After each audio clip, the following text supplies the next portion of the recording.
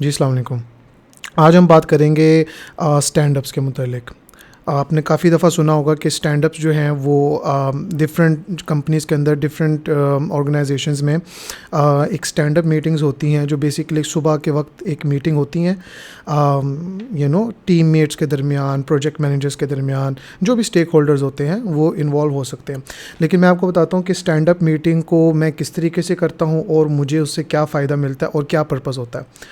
पहले समझ लें, स्टैंड अप मीटिंग जो है वो 15-20 मिनट से ऊपर नहीं होनी चाहिए। जो हम बात कर लेते हैं कि स्टैंड अप मीटिंग में क्या नहीं होना चाहिए, 15-20 मिनट से ऊपर ना हो।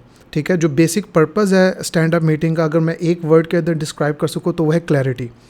ठीक है, अगर आप स्टैंड अप मीटिंग करते हैं तो वो 10 से 15 मिनट से ऊपर ना हो।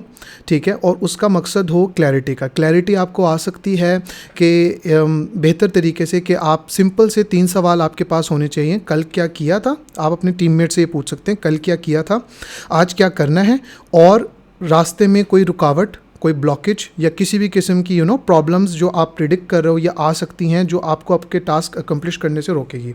ठीक है, ये अगर आप करते हैं, ये 3 सवाल पूछते हैं, ब्रीफ रखें और ये 3 सवाल पूछें, कोई प्रॉब्लम सॉल्विंग नहीं होगी इसके अंदर। अक्सर औकात एक मिस्टेक होती है स्टैंड अप मीटिंग्स के अंदर, डिटेल के अंदर चीज़ें चली जाती हैं। नो, स्टैंड अप मीटिंग के अंदर ही आप कह दें अगर आपको कोई प्रॉब्लम सॉल्विंग मीटिंग करनी है तो वो आप नेक्स्ट डे या लेटर ऑन वो आप स्केड्यूल कर सकते हैं। बट स्टैंड अप मीटिंग के अंदर प्रॉब्लम सॉल्विंग नहीं होती। ठीक है, क्लैरिटी आपको 3 सवाल पूछ के मिल जाती है।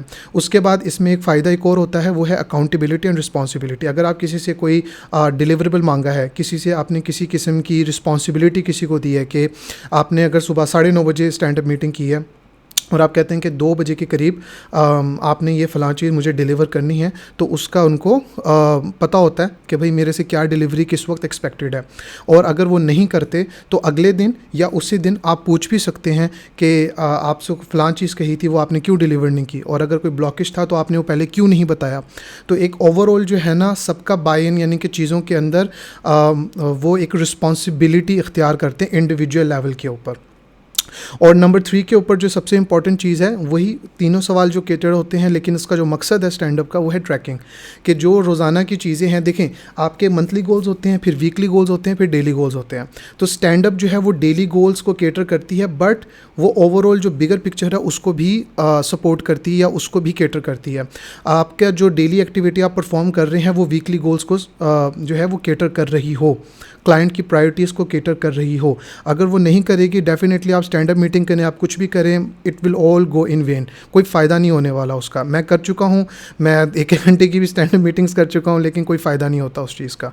आपको बड़ी ब्रीफ रखनी है, आपको टू द पॉइंट रखनी है, सबका टाइम बचाना है। ठीक है, और आप ये अपनी डिफरेंट टीम्स के साथ डिफरेंट मौक़ों के ऊपर कर सकते हैं। अगर आपकी एक टीम 9:30 बजे है तो दूसरी टीम के साथ 10 बजे करें, तीसरी टीम के साथ 10:30 बजे करें। सबका एक मीटिंग में बुला के टाइम ज़ाया ना करें। ठीक है, क्योंकि काफ़ी लोग जो हैं वो अनरिलेटेड चीज़ें डिस्कस कर रहे होंगे, बैठे हुए होंगे, टाइम वेस्ट हो रहा होगा, विच जो है टाइम जो है वो दूसरा प्रोडक्टिवली यूज़ हो सकता है। तो this is how I do the stand up meetings. 3 चीज़ें, 3 सवाल केटर होने चाहिए, कल क्या किया, आज क्या करना है, और कोई रास्ते में ब्लॉकेज। 3 चीज़ें आपकी मज़ीद केटर होनी चाहिए। वो सबसे पहले क्लैरिटी है काम की, आपको क्या चाहिए और फला दूसरे बंदे ने क्या डिलीवर करना है, उसको भी क्लैरिटी, आपको भी क्लैरिटी, दोनों सेम पेज पे हो गए। ठीक है, उसके बाद अकाउंटेबिलिटी, रिस्पॉन्सिबिलिटी। अगर 3-4 बंदे हैं टीम के अंदर है तो एक एक को पता हो कि मेरे पर क्या रिस्पॉन्सिबिलिटी है, मेरी क्या अकाउंटेबिलिटी है। ये 2 चीज़ें आपकी केटर होगी। तीसरी चीज़ है ट्रैकिंग। रोज़ाना जो नीडल है वो आगे चल रही हो। ठीक है, गाड़ी को धक्का लग रहा हो, रोज़ाना जो है वो सेम स्टैग्नेंट पोजीशन के ऊपर ना हो, रोज़ाना एक प्रोग्रेस होनी चाहिए। This is how I conduct stand up meetings.